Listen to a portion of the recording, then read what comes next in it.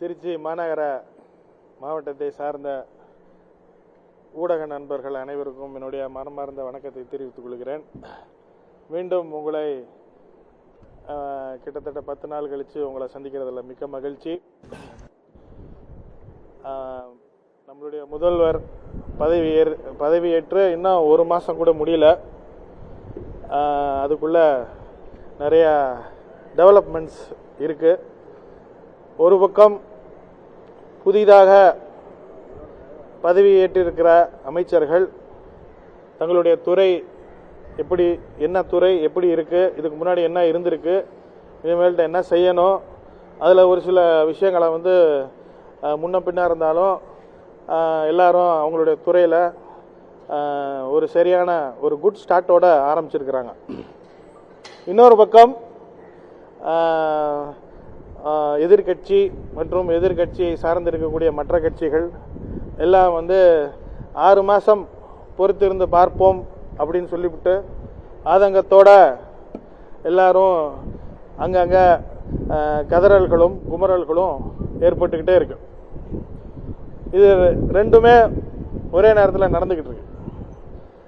காங்கிரஸ் கட்சி உங்களுக்கு எல்லாத்துக்கும் தெரிஞ்சது போல இந்த 1 மாத காலத்தில் இப்போ கூட்டணி ஆட்சியில் 2 மந்திரிகளோட எங்களுடைய கட்சி தவேக கூட்டணியில் சிறப்பாக செயல்பட ஆரம்பிச்சிருக்கு. இது காங்கிரஸ் கட்சிக்குள்ள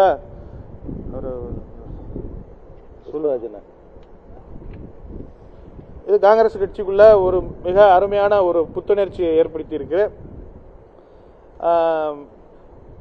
காங்கிரஸ் கட்சிக்குள்ள இருக்கக்கூடிய முக்கியமாக இளைஞர்கள் ஒரு புதிய எதிர்காலத்தை நோக்கி செல்வதற்கு ஒரு அருமையான வாய்ப்பு என்று இதை எடுத்திருக்காங்க. கட்சி கீழ்மட்டத்தில் ஒரு அருமையான ஒரு வரவேற்பு இருக்கு. ஆக இது ஒரு பக்கம். இன்னொரு பக்கம் பார்த்தீங்கன்னா திமுகவாக இருக்கட்டும், நாம் தமிழராக இருக்கட்டும், இந்த கட்சிகள் நம்ம 6 மாதம் பொறுத்திருந்து பார்ப்போம்னு சொல்லிட்டு இன்னும் 5 வாரம் கூட முடியல, அதுக்குள்ள கதற ஆரம்பிச்சிட்டாங்க. இந்த 2 நாளைக்கு முன்னாடி நாம் தமிழர் செந்தமிழார் அவர் ஒரு ஹாலை பிடிச்சி ஒரு 100 பேரை உட்கார வச்சு ஹலோ பேசிக்கிட்டே இருக்காரு யாரோ ஒருத்தர், ஒரு ஹாலை பிடிச்சி அதில் 100-200 பேரை உட்கார வச்சு ஒரு பக்கம் புலம்பல், ஒரு பக்கம் கதறல், ஒரு பக்கம் குமரல், இதுதான் ஓடிக்கிட்டு இருக்கு. முடிவுகள் வந்துருச்சு, புதிய முதலமைச்சர் வந்துட்டாரு, மக்களுக்கான விஷயங்கள் என்ன அதை பற்றி யோசிக்கிறத விட்டுவிட்டு இப்படியே பேசிக்கிட்டு இருந்தா இது ஆக்கப்பூர்வமாக ஒன்றும் நடக்க போறதில்லை. 234 தொகுதிகள்லையும் நாம் தமிழர் கட்சி டெபாசிட் இழந்து விட்டது. அதனுடைய வலி வேதனை அவருக்கு அதிகமாக இருக்கு, கண்டிப்பாக இருக்கும். அவர் செஞ்ச தப்பு என்ன, அவங்க கட்சிக்குள்ள நடந்த உள்கட்சி பிரச்சனை என்ன அப்படின்றத பற்றி அலசி ஆராயறதுக்கு பதிலாக மேடைகளை போட்டு காங்கிரஸை காட்டுத்தனமாக கத்துறதுனால மக்களுக்கு என்ன லாபம், அவர் கட்சிக்கு என்ன லாபம்? ஒன்றும் கிடையாது. அதே போல தான் திமுகலையும் முன்னாள் மத்திய அமைச்சர் ஒருவர் ஒரு ஆக்ரோஷத்தில் ஒரு ட்வீட்டை போட்டுவிட்டு, கொச்சத்தனமாக ஒரு ட்வீட்டை போட்டுவிட்டு திருப்பி அந்த ட்வீட்டை எடுத்தாரா இல்லையா?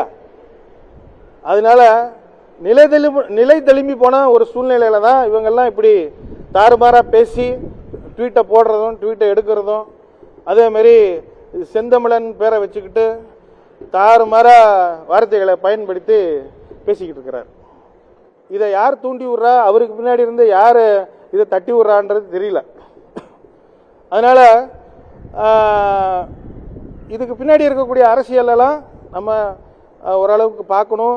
முடிஞ்ச வரைக்கும் இந்த மாதிரி நெகட்டிவ் ஃபோர்ஸஸை நம்ம புறக்கணிச்சுட்டு வரக்கூடிய ஆண்டில் வரக்கூடிய அடுத்த 6 மாதத்தில் எதை சீர் செய்யணும், எதை கண்டினியூ பண்ணணும், பழைய அரசு செய்த பல நல்ல விஷயங்களை எப்படி தொடர்ந்து எடுத்துகிட்டு போகணும், எதை மாற்றணும், ஊழலற்ற ஒரு ஆட்சியை கொடுப்போம்னு முதலமைச்சர் சொல்லியிருக்கிறாரு. அதுக்காக நம்மெல்லாம் எப்படி வாட்ச் டாக்ஸாக இருக்கணுன்றதை பற்றிலாம் நம்ம யோசிக்கணும். தமிழ் தேசியம் அப்படின்ற போர்வைக்குள்ள ஒளிஞ்சுக்கிட்டு இருக்கிற ஒரு இந்துத்துவ சக்தி தான் செந்தமிழன் சீமான் அவர்கள். இந்த கடைசி 16-17 வருஷமா கட்சி நடத்துறேன், தனிச்சு போட்டி போறேன்னு சொல்லிவிட்டு அவர் கட்சி எந்த சித்தாந்தத்தையும் மையப்படுத்தி இல்லை, திரள் நீதியை மட்டும்தான் மையப்படுத்தி இருக்கு. திரள் நீதி மட்டும்தான் அவருடைய நோக்கம். திரள் நீதி எங்க கிடைக்குதோ அதுக்கேற்ற மாதிரி அந்தந்த நேரத்துக்கு கூவுவார். அவர் இன்னைக்கு காங்கிரஸ் நோக்கி கூவுறாருன்னா யாரோ ஒருத்தர் அவர்கிட்ட நீங்க காங்கிரஸ் எடுத்து கூவுங்க பாஸ், உங்களுக்கு வேணுங்கிறத பண்ணி கொடுப்போம்னு சொல்லியிருக்காங்க. அதனால இப்ப அவர் திரள் நீதியை மையப்படுத்தி கூவுறாரா இல்லைன்னா உதயநீதியை மையப்படுத்தி கூவுறாரான்றது தெரியல. அதனால அவங்க கட்சிக்குள்ள எவ்வளவு பிரச்சனைகள் நடந்திருக்கு, எப்பேற்பட்ட ஒரு நல்ல பேச்சாளர்கள், நல்ல தலைவர்கள், சமுதாயம் ரீதியான நல்ல தலைவர்கள், தலைவிகள், ஒரு நல்ல எதிர்காலம் கிடைக்கும், தமிழகத்தை ஒரு நல்வழியில் நடத்துவதற்கு வாய்ப்பு கிட்டும்லாம் யோசித்து வந்த ஆட்கள்லாம் கட்சியை விட்டு போயிட்டாங்க. காளியம்மாள் போன்ற அருமையான பேச்சாளர், ராஜீவ் காந்தி போன்றவர்கள்லாம் மற்ற கட்சிகளுக்கு போயிட்டாங்க. இதுக்கு பின்னாடி இருக்கக்கூடிய காரணம் என்ன?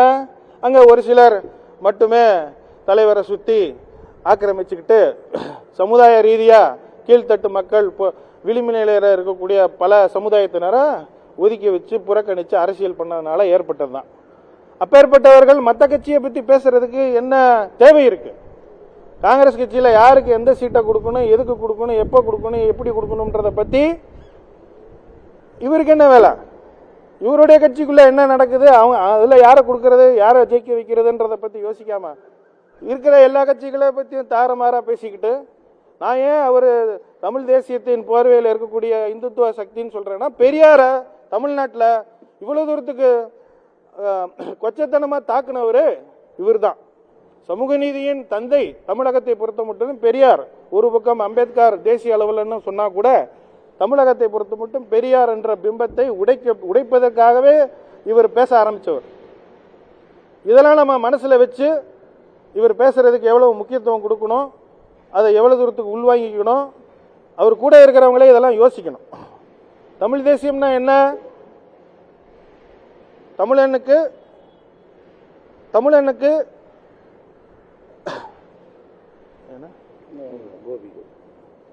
தமிழனுக்கு ஒரு சாவரினிட்டி, இறையாண்மையோட ஒரு தனித்தமிழ் நாடு கேட்கறது தான் தமிழ் தேசியம். இங்க தமிழ் தேசியம் பேசிட்டு இருக்கவங்களும் அதை தான் பேசுறாங்களா?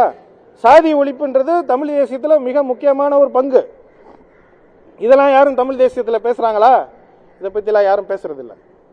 தமிழ் இன உணர்வையும் தமிழ் மொழி பற்றியும் மட்டுமே உசுப்பேத்தி அவங்களுக்கு எப்பெல்லாம் அரசியல் தொய்வடையுதோ அப்பெல்லாம் அரசியல் ஆதாயம் தேடிக்கிறதுக்கு ஒரு பக்கம் தமிழ் தேசியத்தை பயன்படுத்துறது, இல்லைன்னா காங்கிரஸ் போன்ற ஒரு கட்சி, ஒரு மிதவாத கட்சி, எவ்வளவு அடிச்சாலும் தாங்க வேண்டான்ற மாதிரி இருக்கக்கூடிய ஒரு கட்சியை போட்டு தாறுமாறா பேசுறது.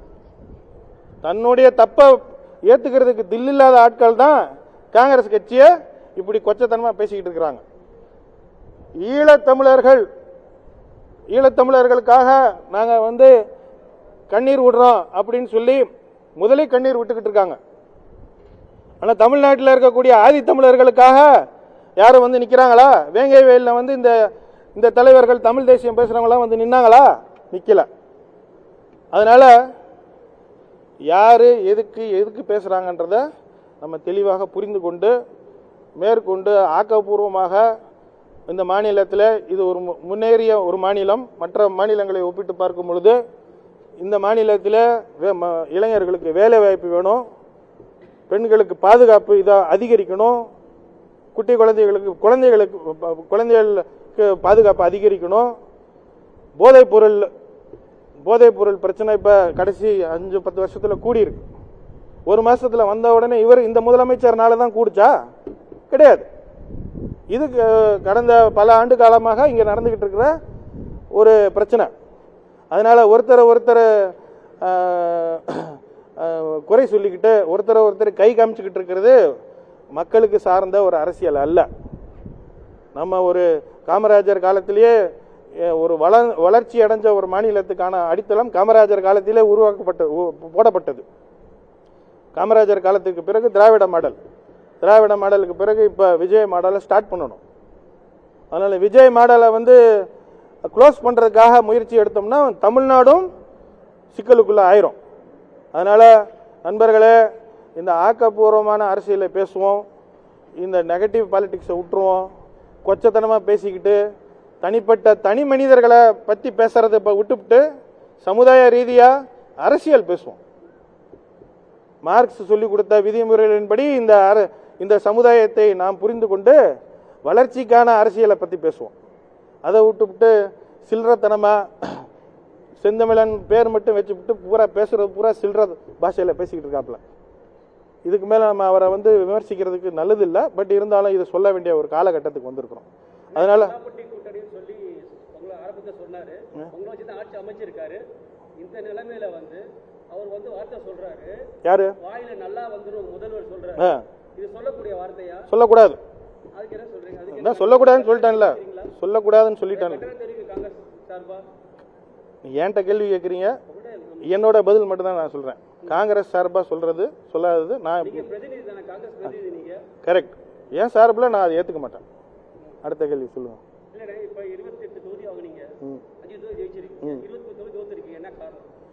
அது இந்த மொத்த வேவ்ல 23 மற்ற கட்சிகள் எப்படி தோல்வி அடைஞ்சிச்சோ, முன்னாள் முதல்வர் எப்படி தோல்வி அடைஞ்சாரோ அதே காரணங்களுக்காக இந்த 23 தொகுதியிலையும் சேர்த்து அடிச்சிருச்சு. நிறைய திட்டம் கொடுத்தாங்க. நான் ஜெயிச்ச அடுத்த நிமிஷம் தமிழ்நாடு பூரா அனைத்து பஸ்லையும் இலவசம் போகுனாங்க. அது கிடையாது. ரெண்டாவது அடுத்த 2000 உடனே தருவேன், அது இல்ல. மேனிஃபெஸ்ட் எதுவுமே கிடையாது இது வரைக்கும். பாருங்க, ஒரு நிமிஷம். முதல்வர் பதவி ஏற்று இன்னும் 1 மாசம் ஆகல. அதுக்கப்புறமேல்ட்டு மந்திரி பதவிகள் இப்பதான் போட்டு முடிச்சிருக்கிறாங்க. கண்டிப்பா நீங்க சொல்ற பாயிண்ட்ஸ் எல்லாத்தையும் விரைவுபடுத்தி அது சீக்கிரமா அதை இம்ப்ளிமெண்ட் பண்றதுக்கான முயற்சிகள் கண்டிப்பா நாங்க எடுப்போம். நீங்க இந்த கேள்வியை கேட்டதுக்கு நன்றி. சத்தமா சொல்லுங்க. மேகதாது அணையில காங்கிரஸ் அங்கதான் ஆட்சி இருக்கு. அதே நீங்க இருக்கக்கூடிய தமிழக காங்கிரஸ் எந்த ஒரு இதுவுமே எதிர்க்கல, எதுவும் பேசவே இல்லை. அதாவது கண்டிப்பாக இதுக்கு நான் ஏற்கனவே எங்களுடைய கட்சி மேலிடத்துக்கு சொல்லியிருக்கிறேன். பொலிட்டிக்கல் அஃபேர்ஸ் கமிட்டின்னு எங்கள் கட்சியில் ஒரு கமிட்டி இருக்குது. அதை கூட்டி சீக்கிரமாக உட்காந்து தமிழக காங்கிரஸ் கமிட்டி கர்நாடக அரசு இது சொல்லியிருக்குன்னா அதுக்கு என்ன ரிப்ளை பண்ணணுன்றதை பற்றி கலந்து ஆலோசித்து ஒரு ஸ்டாண்ட் எடுத்துருவோம். இன்னும் எங்கள் தயவுல தான் ஆட்சி நடக்குன்னு சொல்லிட்டு நேற்றைய தினம் கூட முன்னாள் முதல்வர் ஸ்டாலின் அவர்கள் தெரிவிச்சிருக்காரு. அதை பற்றி உங்களோட கருத்து என்ன? அவர் அதே தானங்க சொல்லிட்டு இருக்க முடியும், வேற என்ன சொல்ல முடியும்? அவருடைய தொகுதியில் 200 சீட்டை ஜெயிப்போம்னு சொல்லி நாங்கள் எல்லாம் அதெல்லாம் நம்பிக்கிட்டு தான் இருந்தோம். அவருடைய தொகுதியிலே அவர் தோத்துட்டாரு. அந்த தோல்விக்கு பின்னாடி இருக்கக்கூடிய அவங்க கட்சிக்குள்ள இருக்கக்கூடிய அரசியல் என்னன்றதை பற்றி பேசாம இந்த மாதிரி டயலாகையே திருப்பி சொல்லிக்கிட்டு இருந்தா எனக்கு தெரிஞ்சு அது எதிர்கட்சிக்கும் நல்லதில்லை, ஆளுங்கட்சிக்கும் நல்லதில்லை.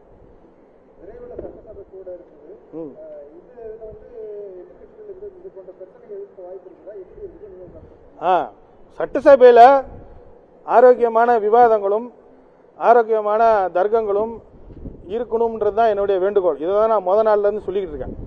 இதுக்கு முன்னாடி கடைசி 5 வருஷம் 10 வருஷம் 15 வருஷம் அது நடக்கல. காரணம் இந்த திமுக அதிமுக கலாச்சாரத்தில் ஆரோக்கியமான விவாதங்கள் புள்ளி விவரங்கள் எல்லாம் வச்சு சீரியஸா பிசினஸ் நடந்த மாதிரி தெரியல.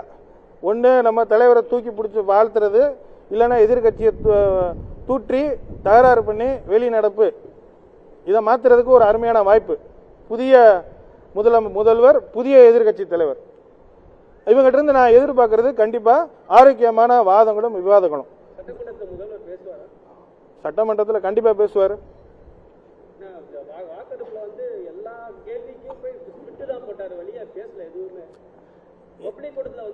இங்க பாருங்க சார், இங்க பாருங்க, கரெக்ட். நீங்க என்ன கம்யூனிகேட் பண்ணணும்ன்றதான் பாயிண்ட். அது இப்படி இந்த மெத்தடாலஜியில தான், இந்த மெத்தட்ல தான் கம்யூனிகேட் பண்ணணும்னு ஒன்றும் கட்டாயம் கிடையாது. அவர் புதிதாக வந்திருக்கிற முதல்வர், வெயிட் பண்ணுங்க, இதுதான் ஃபர்ஸ்ட் டைம் அவர் சட்டமன்றத்துக்கு வந்திருக்கிறாரு. அதனால எடுத்த உடனே நீங்க எதிர்பார்க்கிற அந்த ரெஸ்பான்ஸ் உடனே வரும்னு சொல்லி நம்ம எதிர்பார்க்க முடியாது. ஆனா போக போக போக போக நீங்க சொல்ற மாதிரி ஆன் தி ஸ்பாட் அவர் பதிலளிப்பதற்கு தன்னை தயார்படுத்திக் கொள்ள வேண்டும். இல்லைனா சரியான புள்ளி விவரங்களை எடுத்துட்டு வந்து திருப்பி பதில் சொல்வதற்கு அவர் தயாராகிடுவான்ற நம்பிக்கை எனக்கு இருக்கு.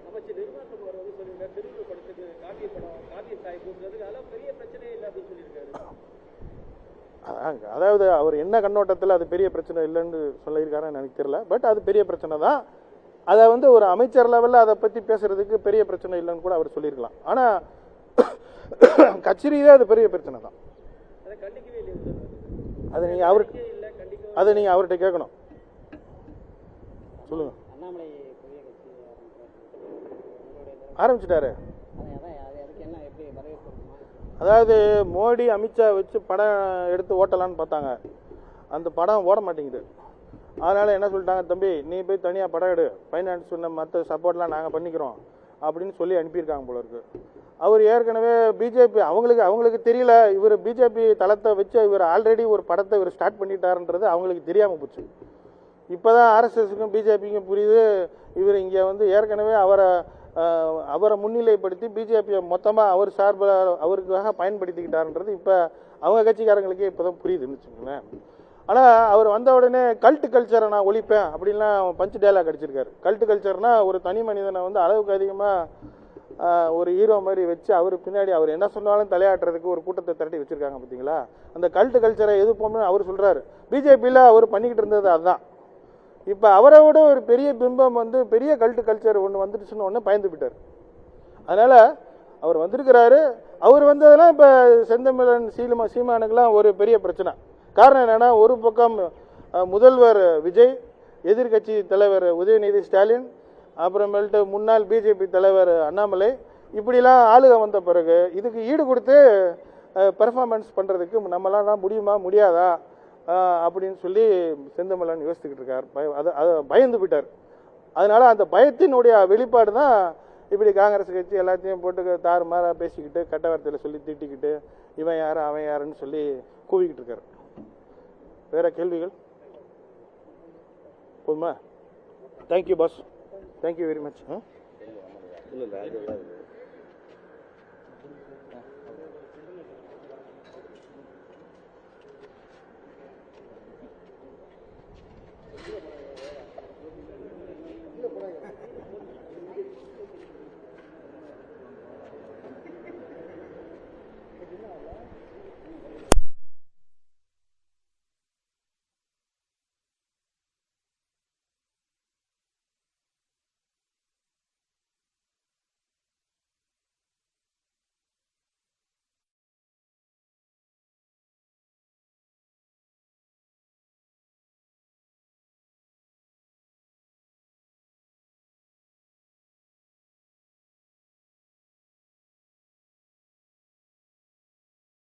இதை சார்ந்த ஊடக நண்பர்கள் அனைவருக்கும் என்னுடைய மனமார்ந்த வணக்கத்தை தெரிவித்துக் கொள்கிறேன். மீண்டும் உங்களை கிட்டத்தட்ட 10 நாள் கழித்து உங்களை சந்திக்கிறதுல மிக்க மகிழ்ச்சி. நம்மளுடைய முதல்வர் பதவியேற்று இன்னும் 1 மாதம் கூட முடியல. அதுக்குள்ள நிறைய டெவலப்மெண்ட்ஸ் இருக்கு.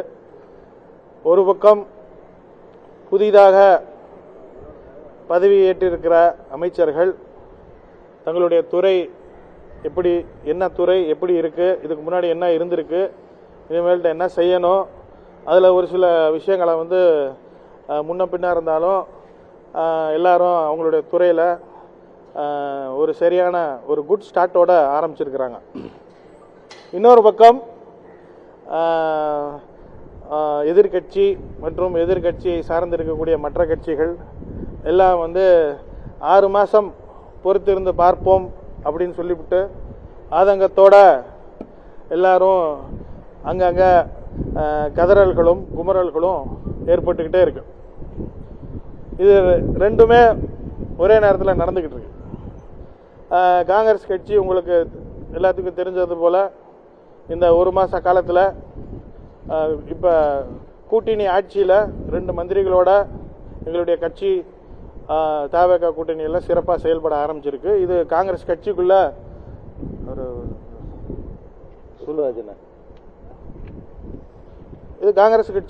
ஒரு மிக அருமையான ஒரு புத்துணர்ச்சியை ஏற்படுத்தி இருக்கு. காங்கிரஸ் கட்சிக்குள்ளே இருக்கக்கூடிய முக்கியமாக இளைஞர்கள் ஒரு புதிய எதிர்காலத்தை நோக்கி செல்வதற்கு ஒரு அருமையான வாய்ப்பு என்று இதை எடுத்திருக்காங்க. கட்சி கீழ்மட்டத்தில் ஒரு அருமையான ஒரு வரவேற்பு இருக்கு. ஆக இது ஒரு பக்கம். இன்னொரு பக்கம் பார்த்தீங்கன்னா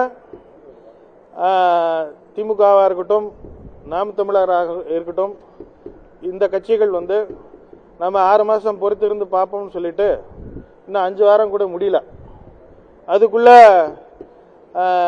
கதற ஆரம்பிச்சிட்டாங்க. இந்த 2 நாளைக்கு முன்னாடி நாம் தமிழர் செந்தமிழார் அவர் ஒரு ஹாலை பிடிச்சி ஒரு 100 பேரை உட்கார வச்சு ஹலோ பேசிக்கிட்டே இருக்காரு யாரோ ஒருத்தர், ஒரு ஹாலை பிடிச்சி அதில் 100-200 பேரை உட்கார வச்சு ஒரு பக்கம் புலம்பல், ஒரு பக்கம் கதறல், ஒரு பக்கம் குமரல், இதுதான் ஓடிக்கிட்டு இருக்கு. முடிவுகள் வந்துருச்சு, புதிய முதலமைச்சர் வந்துட்டாரு, மக்களுக்கான விஷயங்கள் என்ன அதை பற்றி யோசிக்கிறத விட்டுவிட்டு இப்படியே பேசிக்கிட்டு இருந்தா இது ஆக்கப்பூர்வமாக ஒன்றும் நடக்க போகிறதில்ல. 234 தொகுதிகள்லையும் நாம் தமிழர் கட்சி டெபாசிட் இழந்து விட்டது. அதனுடைய வலி வேதனை அவருக்கு அதிகமாக இருக்கு, கண்டிப்பாக இருக்கும். அவர் செஞ்ச தப்பு என்ன, அவங்க கட்சிக்குள்ள நடந்த உள்கட்சி பிரச்சனை என்ன அப்படின்றத பற்றி அலசி ஆராயறதுக்கு பதிலாக மேடைகளை போட்டு காங்கிரஸை காட்டுத்தனமாக கத்துறதுனால மக்களுக்கு என்ன லாபம், அவர் கட்சிக்கு என்ன லாபம்? ஒன்றும் கிடையாது. அதே போல தான் திமுகலையும் முன்னாள் மத்திய அமைச்சர் ஒருவர்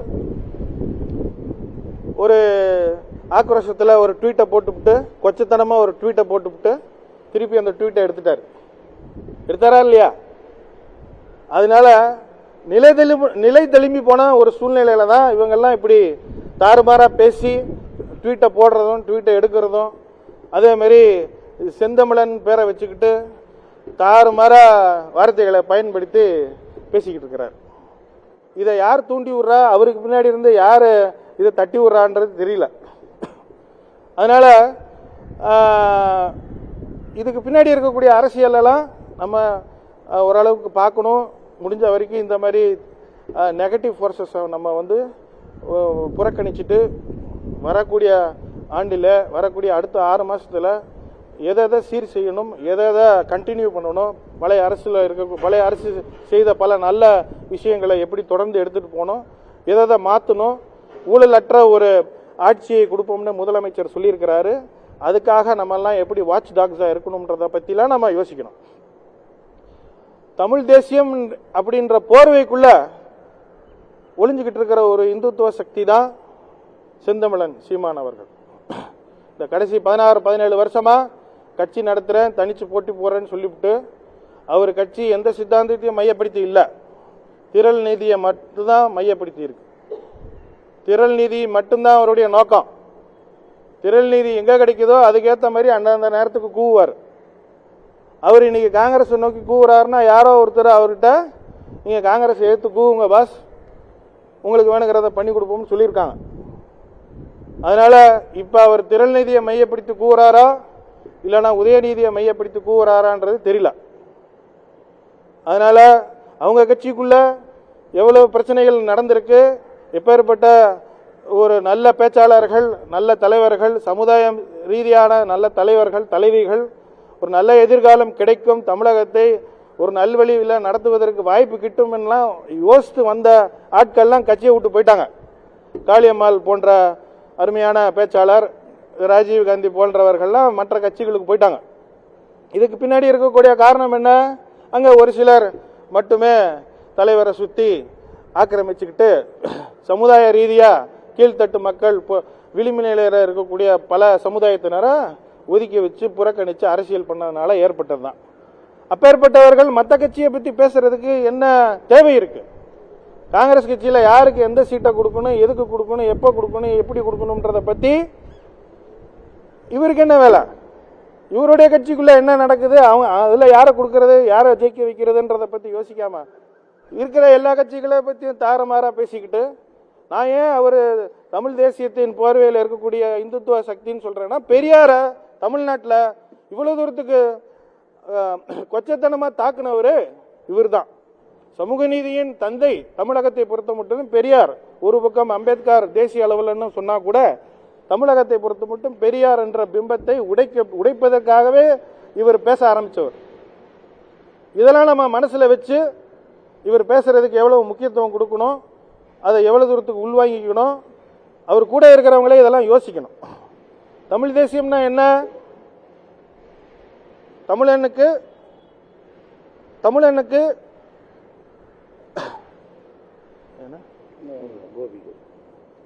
தமிழனுக்கு ஒரு சாவரினிட்டி, இறையாண்மையோட ஒரு தனித்தமிழ்நாடு கேட்கறது தான் தமிழ் தேசியம்.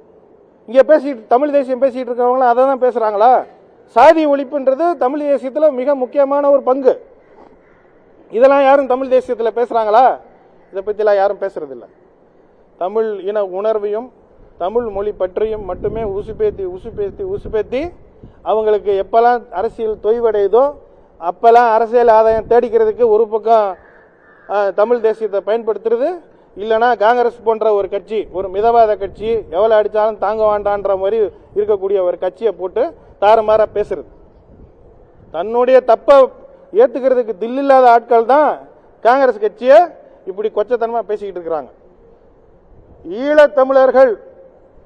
ஈழத்தமிழர்களுக்காக நாங்க கண்ணீர் விடுறோம் அப்படின்னு சொல்லி முதலே கண்ணீர் விட்டுக்கிட்டு இருக்காங்க. ஆனா தமிழ்நாட்டில் இருக்கக்கூடிய ஆதி தமிழர்களுக்காக யாரும் நிக்கிறாங்களா? வேங்கை வயல்ல இந்த தலைவர்கள் தமிழ் தேசியம் பேசுறவங்க நின்னாங்களா? நிக்கல. அதனால யாரு எதுக்கு பேசுறாங்கன்றத நம்ம தெளிவாக புரிந்து கொண்டு மேற்கொண்டு ஆக்கப்பூர்வமாக இந்த மாநிலத்தில் இது ஒரு முன்னேறிய ஒரு மாநிலம். மற்ற மாநிலங்களை ஒப்பிட்டு பார்க்கும் பொழுது இந்த மாநிலத்தில் இளைஞர்களுக்கு வேலை வாய்ப்பு வேணும், பெண்களுக்கு பாதுகாப்பு இதை அதிகரிக்கணும், குழந்தைகளுக்கு பாதுகாப்பு அதிகரிக்கணும். போதைப் பொருள் பிரச்சனை இப்ப கடைசி 5-10 வருஷத்துல கூடி இருக்கு. ஒரு மாசத்துல வந்த உடனே இந்த முதலமைச்சர்னால தான் கூடுச்சா? கிடையாது. இது கடந்த பல ஆண்டு காலமாக இங்க நடந்துகிட்டு இருக்கிற ஒரு பிரச்சனை. அதனால ஒருத்தர் குறை சொல்லிக்கிட்டு ஒருத்தர் கை காமிச்சுக்கிட்டு இருக்கிறது மக்களுக்கு சார்ந்த ஒரு அரசியல் அல்ல. நம்ம ஒரு காமராஜர் காலத்திலேயே ஒரு வளர்ச்சி அடைஞ்ச ஒரு மாநிலத்துக்கான அடித்தளம் காமராஜர் காலத்திலே போடப்பட்டது. காமராஜர் காலத்துக்கு பிறகு திராவிட மாடலுக்கு பிறகு இப்ப விஜய் மாடலை ஸ்டார்ட் பண்ணணும். அதனால விஜய் மாடலை க்ளோஸ் பண்றதுக்காக முயற்சி எடுத்தோம்னா தமிழ்நாடும் சிக்கலுக்குள்ள ஆயிரும். அதனால நண்பர்களே, இந்த ஆக்கப்பூர்வமான அரசியலை பேசுவோம், இந்த நெகட்டிவ் பாலிடிக்ஸை விட்டுருவோம். கொச்சத்தனமா பேசிக்கிட்டு தனி மனிதர்களை பத்தி பேசுறதை விட்டுவிட்டு சமுதாய ரீதியா அரசியல் பேசுவோம். மார்க்ஸ் சொல்லிக் கொடுத்த விதிமுறைகளின்படி இந்த சமுதாயத்தை நாம் புரிந்து கொண்டு வளர்ச்சிக்கான அரசியலை பத்தி பேசுவோம். அதை விட்டுவிட்டு சில்லறத்தனமா செந்தமிழன் பேர் மட்டும் வச்சுவிட்டு பூரா சில்லற பாஷையில பேசிக்கிட்டு இருக்காப்ல. இதுக்கு மேல நம்ம அவரை விமர்சிக்கிறதுக்கு நல்லது இல்லை. பட் இருந்தாலும் இதை சொல்ல வேண்டிய ஒரு காலகட்டத்துக்கு வந்திருக்கிறோம். அதனால சொன்னாரு ஆட்சி அமைச்சிருக்காரு. இந்த நிலைமையில அவர் வார்த்தை சொல்றாரு, யாரு வாயில நல்லா வந்துரும் முதல்வர் சொல்றாரு. இது சொல்லக்கூடிய வார்த்தையா? சொல்லக்கூடாது. அதுக்கு என்ன சொல்றீங்க? அதுக்கு சொல்லக்கூடாதுன்னு சொல்லிட்டேன்ல, சொல்லக்கூடாதுன்னு சொல்லிட்டேன்.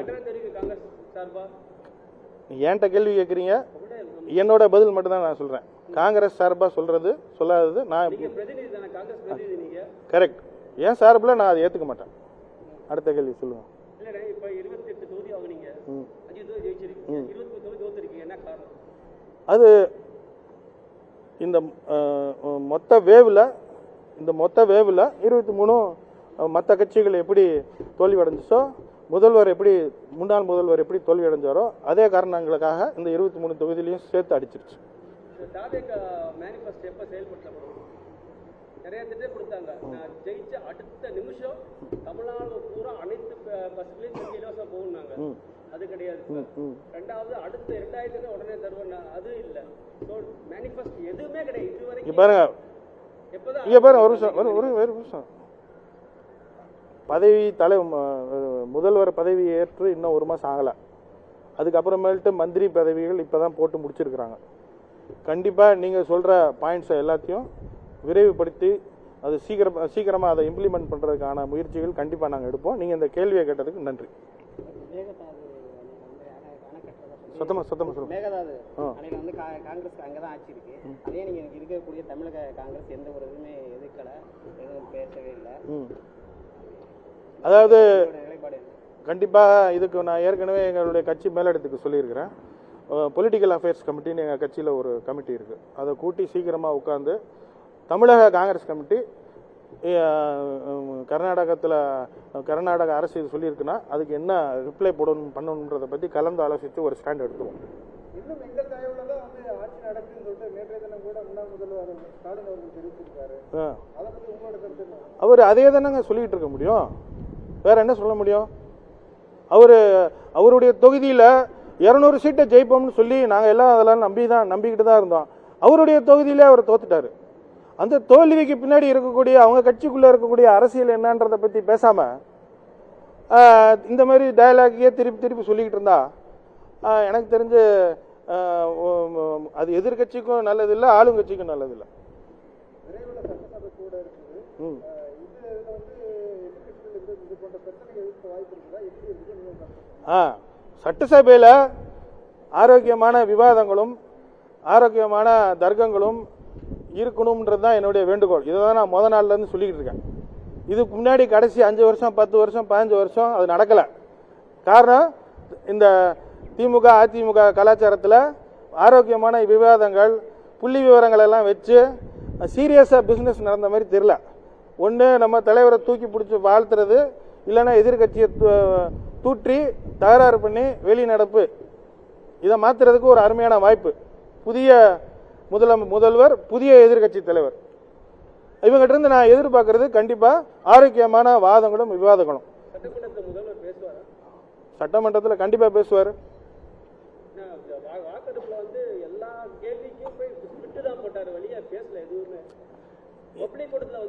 இங்க பாருங்க சார், இங்க பாருங்க, கரெக்ட். நீங்க இன்னும் கம்யூனிகேட் பண்ணணும்ன்றதான் பாயிண்ட். அது இப்படி இந்த மெத்தடாலஜியில தான், இந்த மெத்தட்ல தான் கம்யூனிகேட் பண்ணணும்னு ஒன்றும் கட்டாயம் கிடையாது. அவர் புதிதாக வந்திருக்கிற முதல்வர், வெயிட் பண்ணுங்க. இதுதான் ஃபர்ஸ்ட் டைம் அவர் சட்டமன்றத்துக்கு வந்திருக்கிறாரு. அதனால எடுத்த உடனே நீங்க எதிர்பார்க்குற அந்த ரெஸ்பான்ஸ் வந்து உடனே வரும்னு சொல்லி நம்ம எதிர்பார்க்க முடியாது.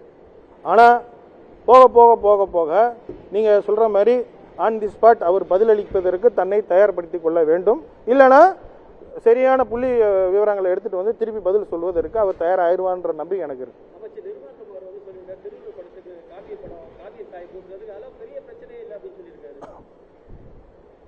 அதாவது அவர் என்ன கண்ணோட்டத்தில் அது பெரிய பிரச்சனை இல்லைன்னு சொல்லியிருக்காருன்னு எனக்கு தெரியல. பட் அது பெரிய பிரச்சனை தான்.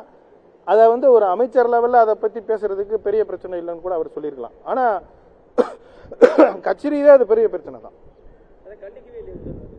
அதை நீங்கள் அவர்கிட்ட கேட்கணும். சொல்லுங்க.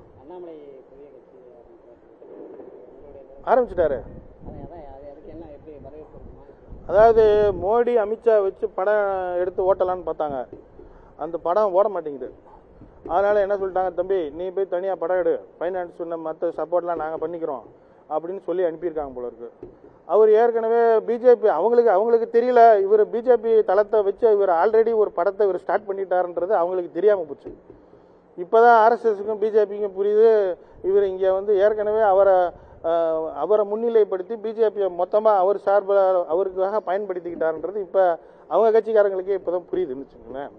ஆனால் அவர் வந்த உடனே கல்ட்டு கல்ச்சரை நான் ஒழிப்பேன் அப்படின்லாம் பஞ்சு டைலாக் அடிச்சிருக்காரு. கல்ட்டு கல்ச்சர்னா ஒரு தனி மனிதனை வந்து அளவுக்கு அதிகமாக ஒரு ஹீரோ மாதிரி வச்சு அவர் பின்னாடி அவர் என்ன சொன்னாலும் தலையாட்டுறதுக்கு ஒரு கூட்டத்தை திரட்டி வச்சிருக்காங்க பார்த்தீங்களா. அந்த கல்ட்டு கல்ச்சரை எதிர்ப்போம்னு அவர் சொல்கிறாரு. பிஜேபியில் அவர் பண்ணிக்கிட்டு இருந்தது அதுதான். இப்போ அவரை விட ஒரு பெரிய பிம்பம் வந்து பெரிய கல்ட்டு கல்ச்சர் ஒன்று வந்துடுச்சுன்னு ஒன்று பயந்து விட்டார். அதனால் அவர் வந்திருக்கிறாரு. அவர் வந்ததெல்லாம் இப்போ செந்தமிழன் சீமானுக்கெல்லாம் ஒரு பெரிய பிரச்சனை. காரணம் என்னென்னா, ஒரு பக்கம் முதல்வர் விஜய், எதிர்க்கட்சி தலைவர் உதயநிதி ஸ்டாலின், அப்புறமேல்ட்டு முன்னாள் பிஜேபி தலைவர் அண்ணாமலை, இப்படிலாம் ஆளுக வந்த பிறகு இதுக்கு ஈடு கொடுத்து பெர்ஃபார்மன்ஸ் பண்ணுறதுக்கு நம்மளாம் முடியுமா முடியாதா அப்படின்னு சொல்லி செந்தமிழன் யோசிச்சுக்கிட்டு இருக்கார். அதை பயந்து போயிட்டார். அதனால அந்த பயத்தினுடைய வெளிப்பாடு தான் இப்படி காங்கிரஸ் கட்சி எல்லாத்தையும் போட்டு தாறுமாறாக பேசிக்கிட்டு கட்ட வார்த்தையில் சொல்லி திட்டிக்கிட்டு இவன் யாரு அவன் யாருன்னு சொல்லி கூவிக்கிட்டு இருக்காரு.